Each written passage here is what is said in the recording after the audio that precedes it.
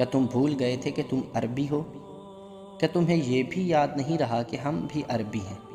اگر تم اجمی ہوتے تو بھی تمہیں یہ امید نہیں رکھنی چاہیے تھی کہ تم اس قوم کو شکست دے سکو گے جو عدل و انصاف میں یکتا اور جس کی تلوار کی دھاک بیٹھی ہے، تو جو کچھ بھی کہنا چاہتا ہے کہہ سکتا ہے۔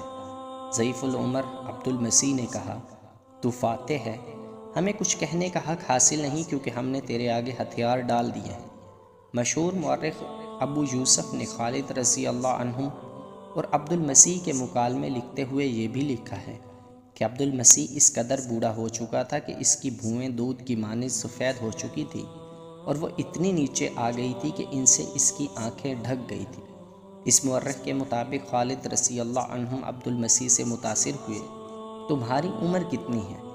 خالد رضی اللہ عنہ نے عبد المسیح سے پوچھا، 200 سال۔ عبد المسیح نے جواب دیا،